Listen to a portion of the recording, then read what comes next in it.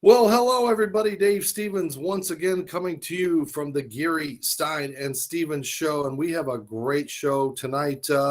Fair enough, we're kicking off the hockey season, NHL season 2022-23 kicking off. So a lot of fans excited because it's early part of the year. So we have an amazing guest for you tonight. But first, I got to bring in my co-hosts because they know a little bit about hockey because they're in Minnesota, land of 10,000 lakes. I got Troy Geary and, of course, Will Stein. And guys, hey, we are back in the saddle and we are kicking things off. And I'm really excited about our guest tonight. Yeah, I'm excited about it for our first NHL player, former player, and with like I said, with the hockey season kicking off here in a couple of weeks, uh, great guest to have. Yeah, and in I know Will's Minnesota ready to. being oh, in Minnesota being the state of hockey, anytime we can talk hockey in the state of Minnesota, I think. So I'm really looking forward to see what happens with the NHL season this year too. We'll see. We're going to ask our guest tonight a little bit about the current season and what he's doing. But of course, this guy, I mean, this is one of I'm excited about our guest tonight. His legacy as a Washington Capital, Olaf Kolizig was an All-Star, Vezina Trophy winner, just one of the best goalies you've ever seen in the NHL.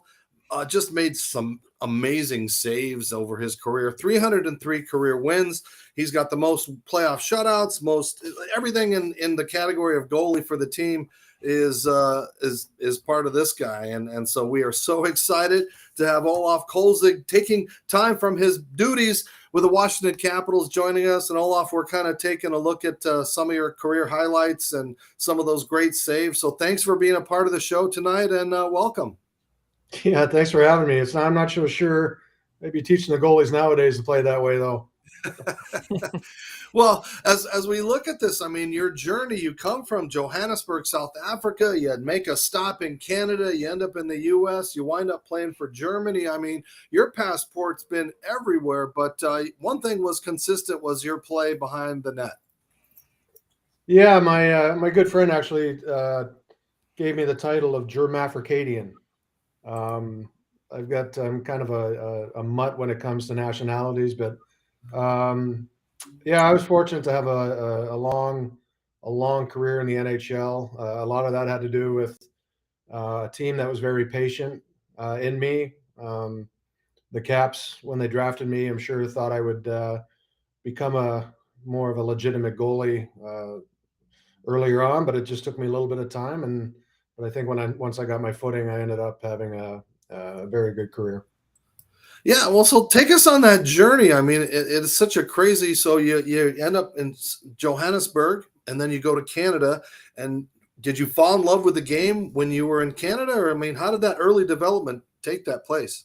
Yeah, so I was born in. My parents were German. They moved down to Johannesburg to start work, and they got married. And soon after I came along, we spent another couple of years there. We moved to Copenhagen for a year. My dad was in the hotel business, and then he got transferred to Edmonton, where he worked for the Westin Hotel brand. My dad was a big fan of hockey growing up over in Europe, and when we moved to Canada, he just saw fit that maybe he would introduce his son to the game, and that's kind of how I started. Unfortunately, back then in Edmonton, at a young age, we were playing hockey outdoors, and if anybody knows what Edmonton's like, well, I mean, you guys do. You live in Minnesota, so imagine Minnesota in the middle of January, what that's like, and playing in outdoor arenas. So getting hit by a puck wasn't very fun. Yeah, 1990 or excuse me, 1989 NHL draft was held right here in Minnesota in Bloomington at the Met Center, which is now a Mall of America parking lot. If you didn't know, um, what was it like that day? I mean, did you know Washington was interested in you? And back then, for people that don't know, there was only 21 picks in the first round. So for you to be picked as a goalie, that was kind of unheard of at the time. I knew they were interested. They'd interviewed me about 3 or 4 times. I also knew they were interested in Byron Defoe, who was the other goalie that I was competing with. Um, so when they did call my name at 19, I was ecstatic. A few years prior to that, I had really didn't didn't envision myself in getting drafted. And then I had a pretty good junior year and started talking with some teams. And I knew it became serious when Washington talked to me again. And so I was excited, and I was doing some media obligations behind the scenes after I'd gotten drafted. And then I hear on the PA that Byron Defoe got taken in the second round by Washington. So my arch nemesis back in junior was now my arch nemesis in Washington, and we didn't get along really well when we played junior against each other, but we became best of friends soon after, which was a little ironic, but it was a fabulous weekend. I remember I really enjoyed my time in Minneapolis. We joke around that the draft was so bad that year that they ended up blowing up the Met Center. But now it's a great venue for people to go if they need to go, shopping or go to the amusement park or skate in an indoor arena. Will? Describe the honor of competing in 2 Winter Olympics for Germany and what you remember most about that experience. Well, I'll always say that the Olympics is probably one of my most memorable experiences. The first one in Nagano in '98 was really the first year I became a number one guy in the NHL. So I had a lot of confidence going into those Olympics, even though Germany wasn't really a powerhouse. But I just remember being in the athletes village and just being around all these world class athletes, and it didn't matter if you were one of the highest paid guys in the NHL or you were somebody that was competing in the ski jump. I mean, everybody was equal. They were all world class athletes. I got to know so many people. And then my second Olympics I missed because I'd I'd gotten hurt 2 days but prior, and that was the Salt Lake games. I still ended up going, trying to be part of the team and hoping that after a week I would be able to play. And unfortunately, that never happened. But I was fortunate enough to wait another 4 years and then get invited to Torino, head over to Italy, and it's just something about representing your country and being around these world class athletes competing at the highest level. It's fantastic. And I mean, you look at the history of the Olympics dating way back, back in the with these when the Greek Olympics first started. You just can't help but just sit back in awe and it was great telling my kids when they were old enough to tell them that their dad had played in 2 Olympics. They were pretty awestruck. Well, the nickname Olie the Goalie, when did that kind of jump into your life? And I mean, it sounds like it should have been a great cartoon character with a cool kid that saves people, this amazing goalie. So what's the background behind that nickname? So what happened when I was playing minor hockey, and it just kind of, my real name is Olaf, and it just over the years, kids started calling me Olie, and then I think at one hockey tournament, one of the parents just came up with the name Olie the Goalie. And I mean, it took a little while for it to actually, it took longer than it should have because I was a goalie for a few years before somebody came up with that. And anyway, they came up with it and it kind of stuck. But the other nickname that I'd gotten happened when I was a pro, Godzilla. I got loaned out to Rochester, the American League, and if anybody that knows me, I played with a lot of emotion. I wore my emotions on my sleeve. If things didn't go well, I had the tendency to break a stick here or there, take a penalty here and there. So I was in Rochester, and after a few games, I was playing well. The team was winning, and I remember coming on the ice, and somebody had a card that said, nobody beats Godzilla. And, it just stuck since then. I shortened it to Zilla, and I had that on my mask, and I had a few renditions of the paint job I wanted for my mask before I finally settled on the final design. And I'd like to think it ended up being kind of an iconic mask. Yeah, it really was. And we are going down some great memory lane with the legend, Olie the Goalie, Olaf Kolizig. And we're going to continue it, but we got to, of course, talk about some things that keeps us on the air. So we'll be back with Olie the Goalie in just a minute. But first, I wanted to talk a little bit about this amazing new product that we have the privilege of having now sponsor us. And it's this is a drink that's going to change your life. You take away all the stuff that you have to do, the preservatives and things that you're taking on a daily basis. You take Athletic Greens or AG1, and it's so easy to use. In fact, I take like frozen fruit and I mix with it, and it works real well as far as blending it and putting it together, and then you drink it. In fact, I don't even know where I set my drink here, but I've got it right here, and it tastes great. So it's very easy to put together, and like I said, you're going to want to use this.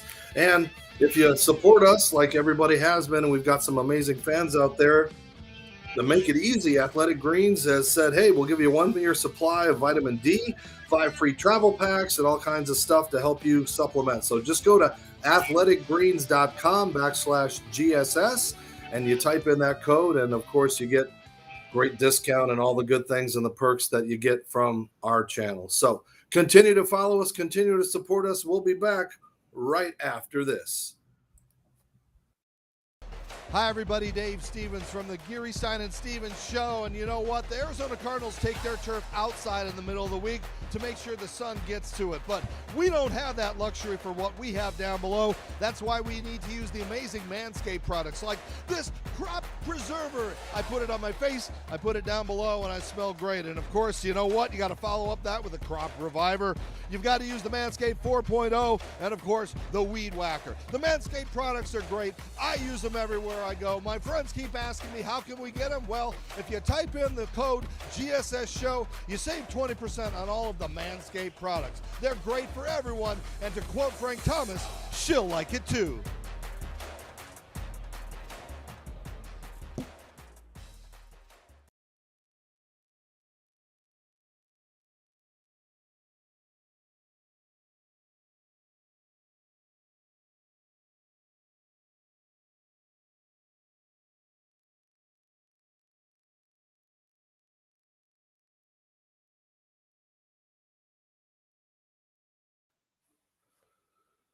Well, we got out of that. I think we're still here. We apologize for that. Troy, have we got everybody still?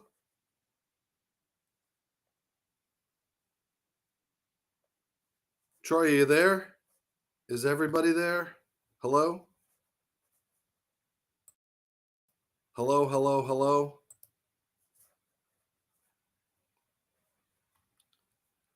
All right, I'm gonna end recording and start, and we'll just have 2 breaks, okay? We'll put the show together in 2 things.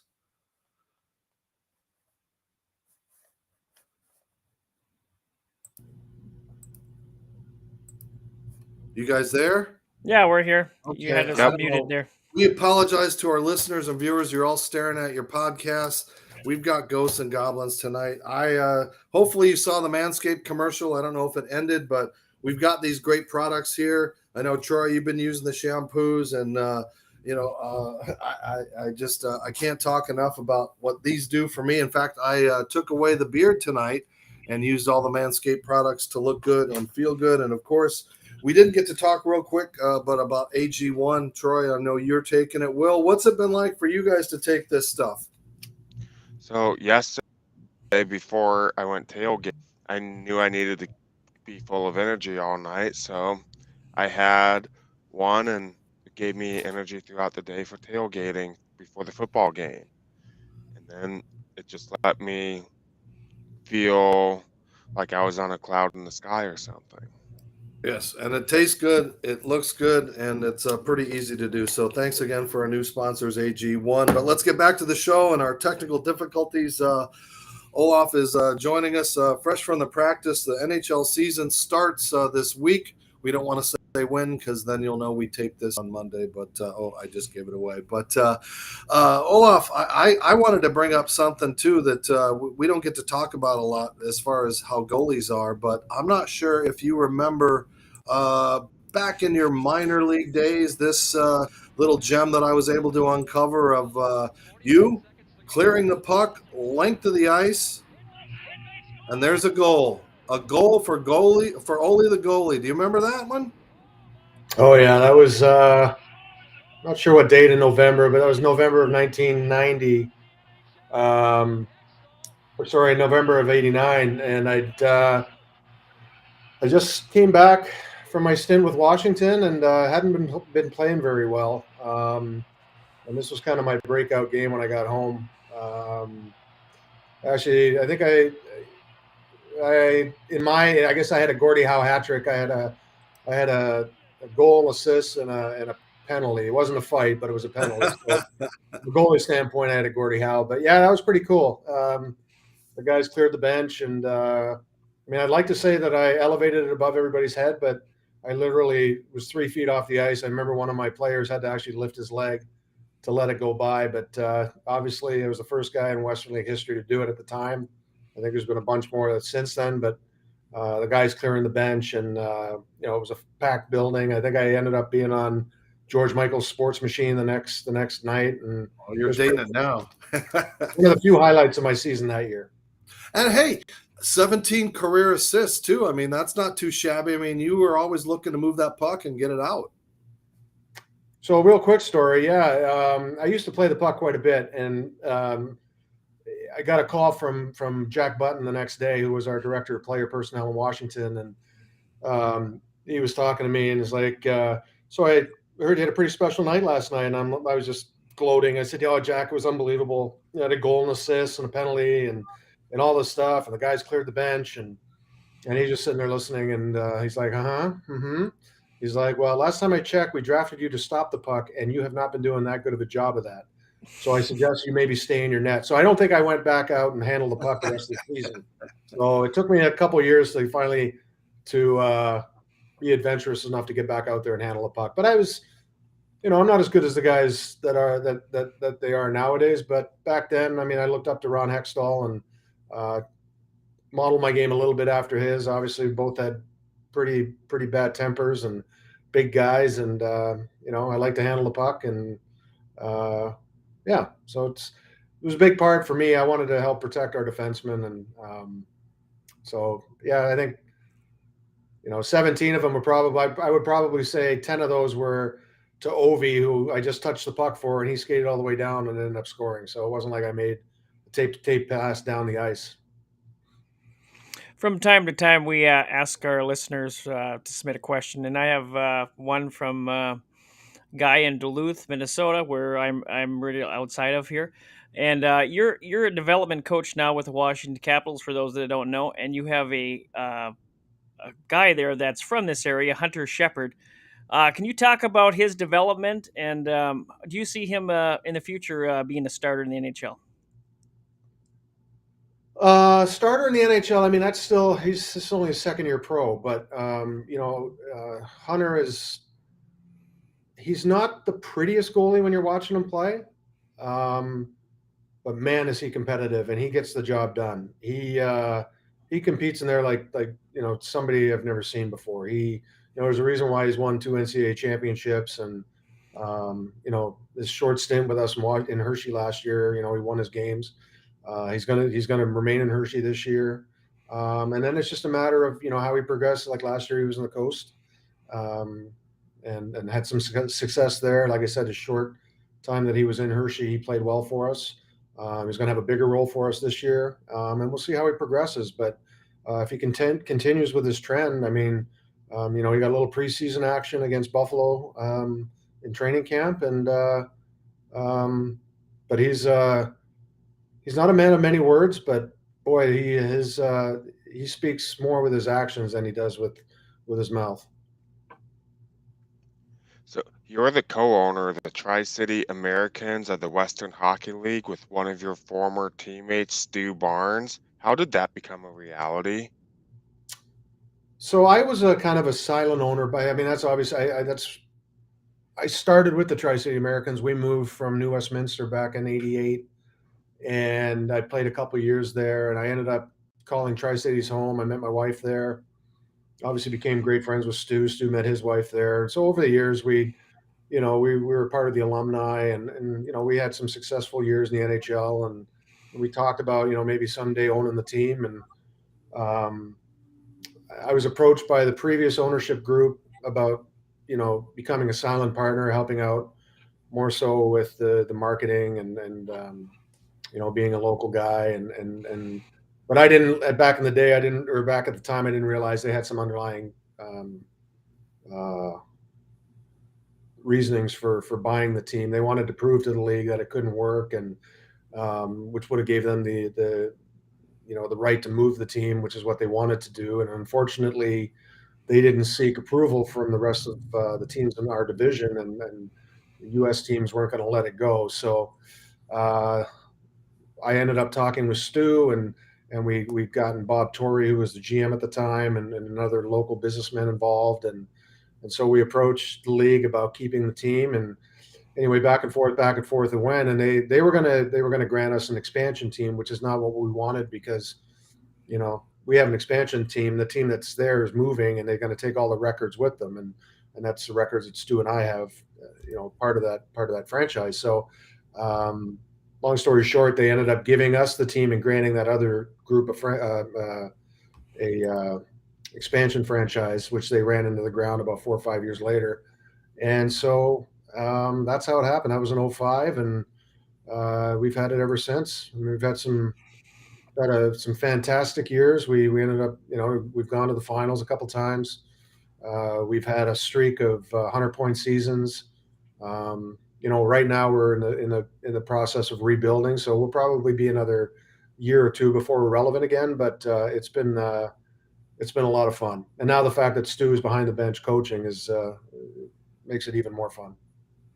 Olaf, I know you've gotten all kinds of medals and trophies and things along the way, but I'm wondering if you have any special, memorabilia, including, I don't know, maybe something along the lines of, let's see, right here. This was, where are we at? I'm trying to find it. There we go. I'm trying to find the graphics here. This amazing starting lineup goalie. I don't know if you saw that back in the day, and if you thought it looked like you. A lot of times people don't think their toys look like them, but I was able to find this on Amazon. And I'm just wondering, if you ever got to have, the benefits of being in the Players Association for all the money that must have come in from this toy. Well, I didn't receive any money from the toy, but I do have a few of those in the storage unit somewhere. But incredibly, the likeliness or the likeness was pretty spot on. I've seen some real bad ones. Forehead and big nose, and yeah, they were pretty spot on with it. So, Will? In 2017, 2018, you won your first Stanley Cup as a member of the coaching staff. What was that feeling like, knowing that you played a part of it? And did you get a ring? And if you do you wear it often?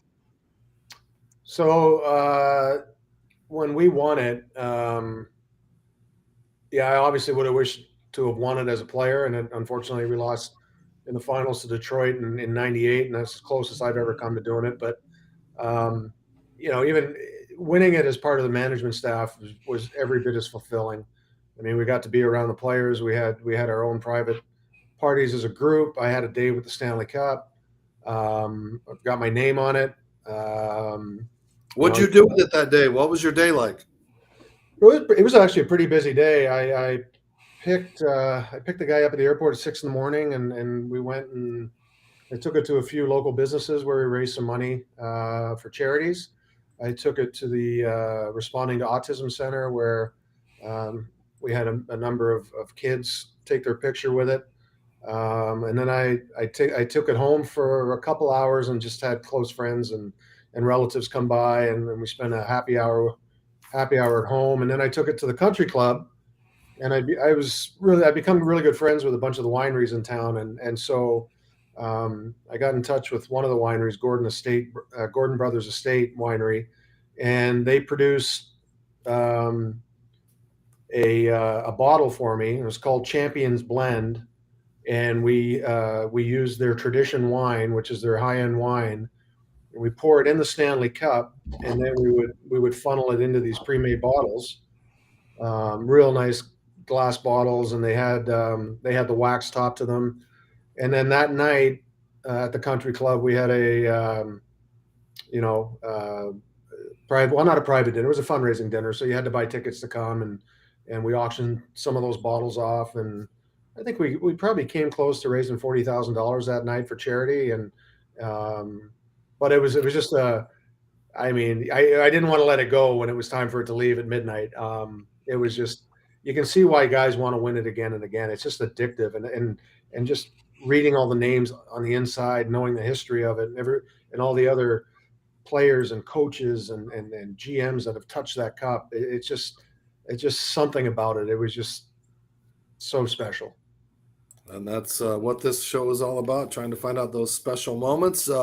When we come back, we'll head into the third period of today's show.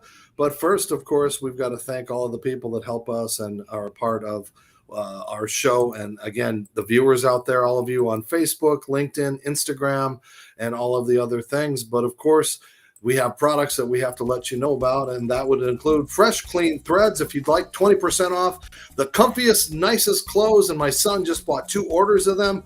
They've got Henleys and pullovers, T-shirts, great things. Everybody deserves to look good. If you go to the website, you find it, you type in the GSS show code, you get 20% off for freshcleanthreads.com. Make sure you use that special code because it gets you all kinds of great savings. And speaking of great savings, Hi again, everybody. Dave Stevens here for Manscaped. And you know, I've been in baseball for almost 40 years, despite not having legs, and I know what it takes to put in a good turf, and that's what Manscaped is all about. What Manscaped does is protects your boys down below, cleans them up, gives them that fresh cut feeling, and also you don't smell like a locker room after. And right now, Manscaped is offering the Performance Package 4.0. It's arrived, and oh man, it's a game changer. Inside this package, you'll find the Lawnmower 4.0 trimmer, the Weed Whacker ear, nose, and hair trimmer, the Crop Preserver ball deodorant, Crop Reviver toner, Performance boxer briefs, and a travel bag to hold all the goodies. So right now, if you'd like to save on Manscaped products, go to manscaped.com, type in the code GSS Show, and you will save 20% on Manscaped products, because Manscaped really works, and of course, you want your balls to feel as light as air.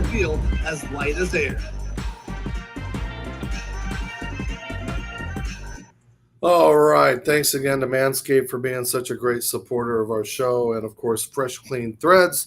And yet, I'm wearing my Wickenburg shirt because I'm still in that vacation mode. But we're wrapping up our time with the All-Star, the Vezina Trophy winner. I mean, it is just an honor to have you on our show tonight. But I wanted to talk about what you've done away from the ice. You've done some pretty amazing things that you've been honored for. You've got the King Clancy Memorial Trophy, and I know very near and dear as to what I do with the disabled world is your son was born with autism, and unlike parents who have dreams and aspirations of them following their footsteps and things like that, you had to take a different course as a parent. And if you could just talk about what that battle has been like, and also the champion of the cause that you've done to really raise awareness for autism.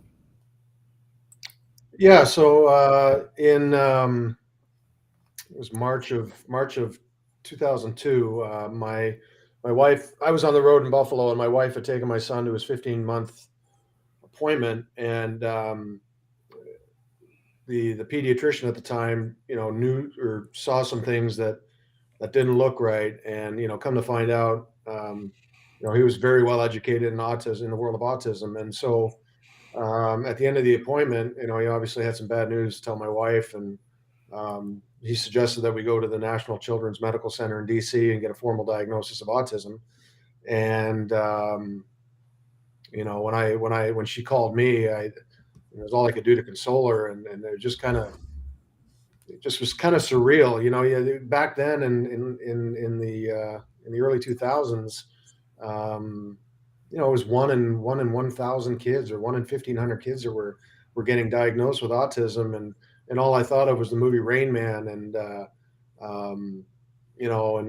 so it took a little while for everything to sink in, and fortunately, I had some ex-team. Well, Stu Barnes was one of them, but his ex-teammate was Scott Mellenby, and Scott had a son, Carter, who was autistic, and so he put me in touch with Scott, and it was a sobering conversation I had with him.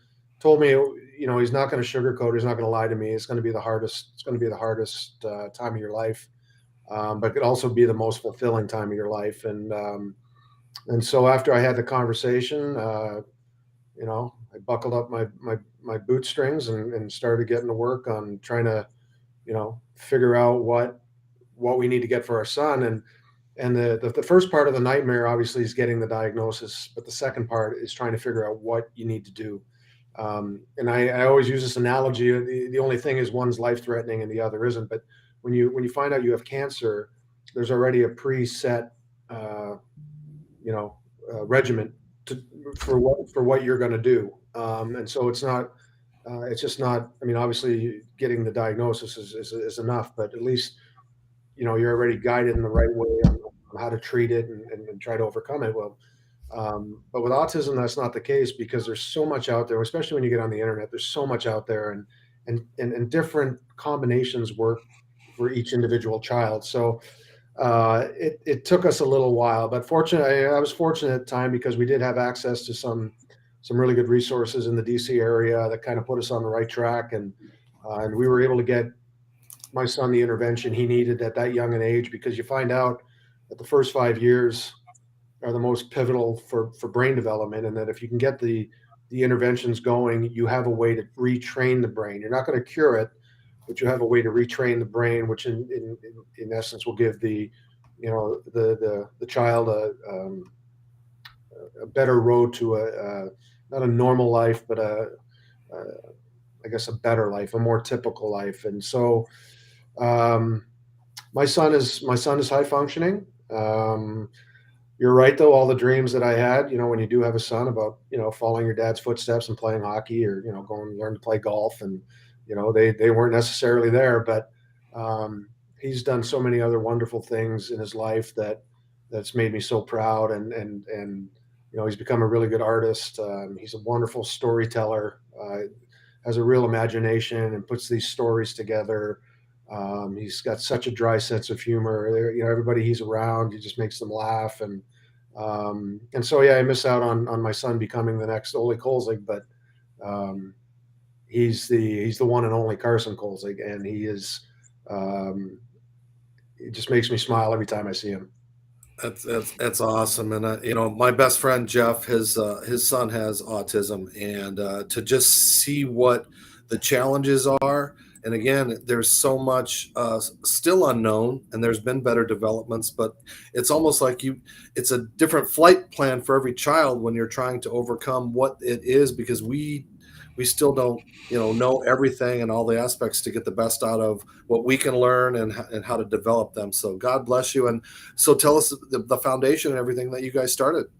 Yeah, so my wife and I started a local foundation in the Northwest area called the Carson Kolzig Foundation, and our main goal is to raise money for the Responding to Autism Center, which is a center in town that, like I told you earlier, when we got the diagnosis, how hard it was for us to get the right resources and guided in the right area. And so we got together with the lady Christine Lindgren, and through our foundation, she was able to start the Responding to Autism Center, and it's a place where you can come in, you can get evaluated 2 times a month. There's a specialist there that can give the diagnosis.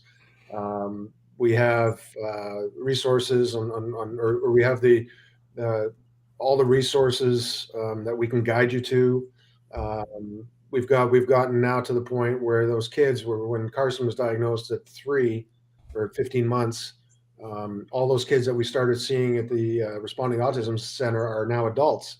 And so now we've started to do job placement training, where we train these kids, or young adults now, to be able to go out and be productive in the workplace. So it's been a lot of, obviously a lot of tears when we were when we were younger, but now it's paying off, and we're able to help other families that unfortunately have to deal with this. But they know that they're not alone, and like I told you before, the number was 1 in 1,000, 1,500 back in 2001, and now it's 1 in 68. So they're diagnosing it better.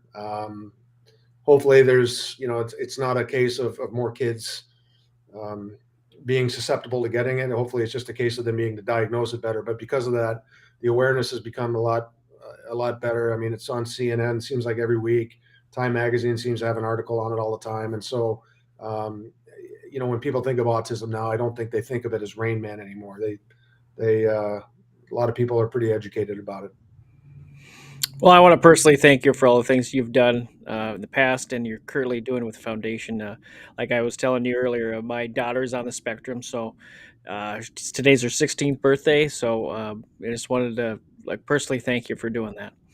Um, you were part of a select group of goalies that have won 300 games. What does that accomplishment mean to you? I mean, obviously because of the longevity I had with the organization. I don't know.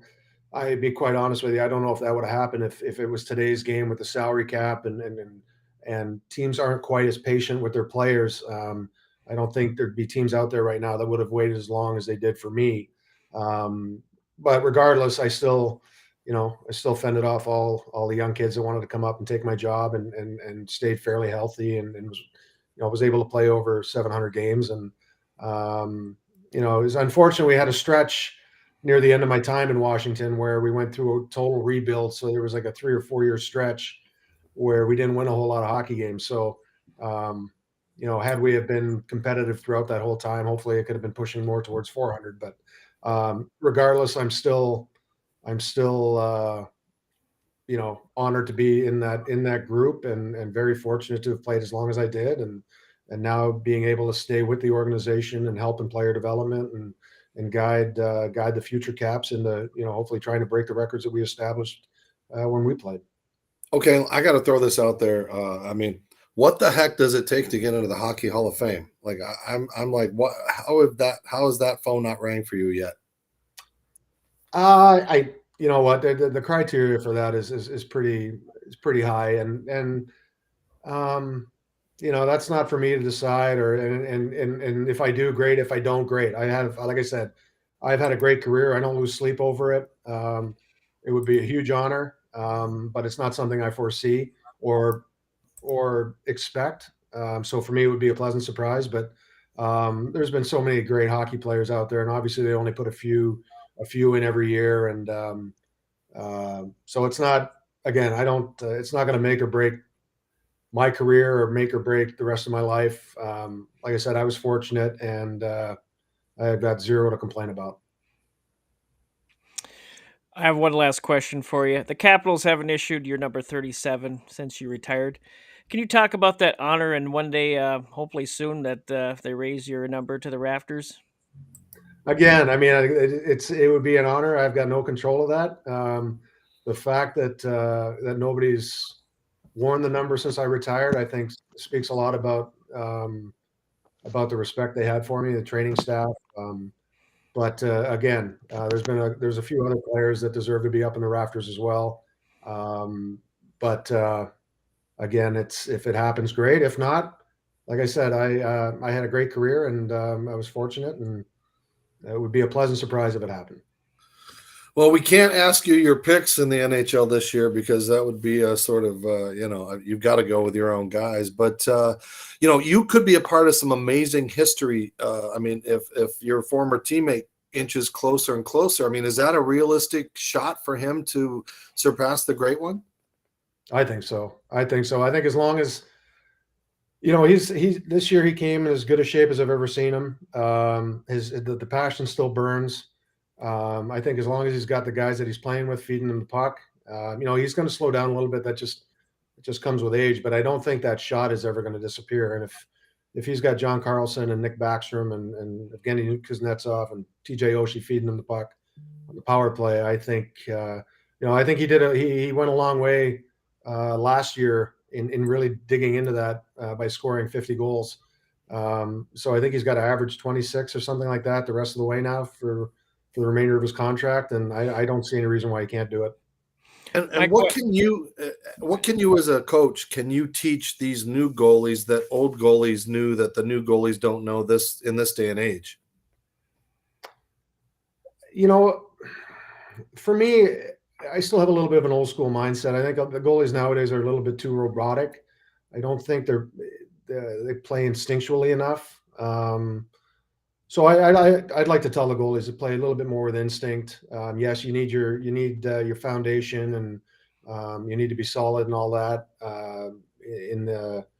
But at the same time, I don't want you to be just automatic. I mean, I want you to read and react to plays, um, and obviously, you need to stay in shape. I think with how fast the game is, and with being so east and west now, you need to be as strong, and I mean, the conditioning has got to be off the charts, and also to prevent injury. I mean, it's a huge thing. If you look at a guy like Vasilevsky, how healthy he's remained here these last 4 or 5 years, and there's no accident why the Tampa Bay Lightning are again one of the favorites this year, and why they've won 2 Stanley Cups and three finals in a row. I just have a quick follow-up question on the Ovechkin. Watching it on TV, we all see it. He sits over there in the left slot, on the power play. Why are people still just not giving him respect and just letting him shoot those blasts right up in the corner? You got me. I think part of it has to do with the rest of the guys that are on that power play, to be honest with you. I mean, we've got threats from everywhere. I mean, you can go stand next to Ovechkin, and then it's a 4-on-3 in the rest of the zone. And then you've got, like I said, Backstrom, Carlson, Wilson, Kuznetsov, Oshie. You just go down the list. I think they like to try to play the odds, and hopefully, the goalie reads the play well and makes that save. But there are a few teams that do that. They do shadow him, but then somebody else ends up putting the puck in the net. So you can't change everything just for one guy. I know how lethal he is, but again, I think it's more of a respect for the rest of the guys that are on that power play. Olaf, before we let you go, give us a couple of names that you just hated getting into that crease. They were going to just be relentless on you. Give a couple of those guys. I mean, Mario Lemieux was probably the toughest guy I played against. Had he stayed healthy, I would have loved to see what kind of numbers he would have put up. And again, he played for Pittsburgh, so we automatically hate the Pittsburgh Penguins. That's why Jaromir Jagr's up there too. Rod Brindamore, Ronnie Francis, they all had success for different reasons. They were guys that would just stay in front of the net, take a beating, and either tip the puck in or just find the rebound and put it in. So they were always tough to play against. Unfortunately, I didn't play against Gretz a lot. He was in the Western Conference most of the time, and then when he was in New York near the end of his career, he wasn't the same player that he was. He was still a great player, but he wasn't the same player. So, Alexei Kovalev, probably the most underrated, in my opinion. I thought was one of the top 3 players I'd ever played against, talent-wise. Those are the guys I probably played against the most. There's a lot of them, and with me getting older, my memory's not quite as good as it used to be. But those guys for sure gave me probably more fits than anybody. And how about Ovechkin, your own teammate? Did you hate practicing with him? You know what? When I was more of a big brother to Ovi. So, when little brother starts pissing big brother off, little brother seems to listen every once in a while. So he was pretty good with me. But the one year that I was playing in Tampa, we did play Washington, and he did manage to get one by me, which still irks me. And it wasn't even a great goal. Like I think he crashed the net. I made the save, and it hit his body and went in the net. So it wasn't like he beat me with a one-timer. But yeah, I'm honored that I gave him at least one goal that hopefully contributes to this record-breaking run he's on.